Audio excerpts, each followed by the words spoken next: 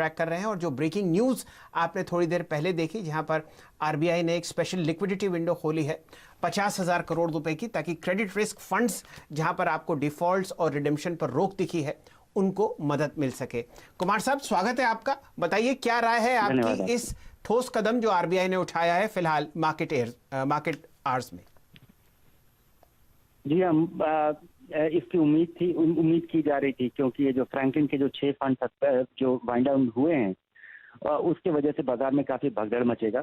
और भगदड़ मचना काफी अंडरस्टैंडेबल है, क्योंकि अगर वहां से पैसा नहीं मिलेगा, इस तरह के फंड में जो लोग पैसा लगाते हैं उन्हें ये कारोबारी लगाते हैं इसमें पैसा। और अगर आपको तनख्वाह देने के लिए 1 तारीख के पहले अगर आप अपना फंड आपने यहाँ पे पार्क किया था और वो अगर 25,000 करोड़ रुपए अगर आपका फ्रैंकलिन के फंड में आपका अटक जाएगा, तो आप कहीं और से पैसा निकालेंगे।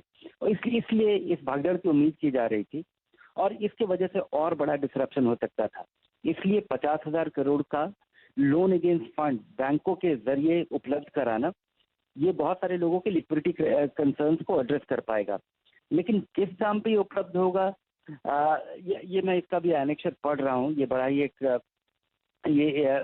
लोन अगेंस्ट फंड की तरह काम करेगा, बैंकों के जरिए ही काम करेगा। अगर एक दिन का जो कोटा है वो खत्म हो जाता है, तो ये बिडिंग प्रोसेस के जरिए प्रोरेटा बेसिस पे लोगों को अलॉट को इनेबल किया जाएगा। आरबीआई ने छूट दी है कि यहाँ पे जो आप इसके अगेंस्ट जो आप देंगे लोन अगेंस्ट फंड, जो बैंक म्यूचुअल फंड को देंगी अपने रिडेम्पशन को ऑनर करने के लिए, उस पे किस तरह की उस पे वो अपना सारा क्रेडिट पॉलिसीज या प्रिंसिपल्स अप्लाई करेंगे, कितने मार्जिन पे देना है, क्या नहीं देना है, कैसे कैसे वो उसको रियलाइन करेंगे। बिल्कुल।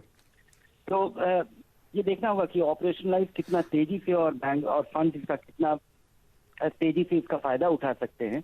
बिल्कुल। लेकिन इससे जो इमीडिएट कैलामिटी है, अगर 4-5 हजार करोड़ रुपए का रिडेम्पशन आ जाता है और लोग अगर फंड कंपनी इसका फायदा उठाते हुए अगर इसका अपने रिडेम्पशन को ऑनर कर पाती हैं, तो भगदड़ कम मचेगी। जी धीरेन्द्र जी, मैं जरा 2 स्टॉक्स पर ध्यान डालता हूं। यहां पर आपने बहुत जबरदस्त बिकवाली देखी थी फ्राइडे को इस प्रॉब्लम के बनते। एक तो स्टॉक लाइए नैम इंडिया का, जो निपॉन एसेट मैनेजमेंट कंपनी है। रिलायंस म्यूचुअल फंड जो जिस कंपनी में फिलहाल स्थापित है, वहां का स्टॉक प्राइस देखिए दिन के उच्चतम लेवल पर चल रहा है। और साथ ही साथ HDFC AMC पर भी ध्यान दीजिए, यहां पर भी आपको बहुत अच्छी तेजी आती हुई दिख रही है। ये तेजी शायद बाजार में बरकरार रहे। धीरेन्द्र जी, अगला प्रश्न आपसे ये है, क्या आप ये मानते हैं कि ये जो ठोस कदम आरबीआई ने उठाया है ये बिल्कुल सही समय पे आया है, और जो एक कंटेजियन या म्यूचुअल फंड इंडस्ट्री में रातों की नींद जो गायब होती थी वो अब आपको वापस आती हुई दिखेगी?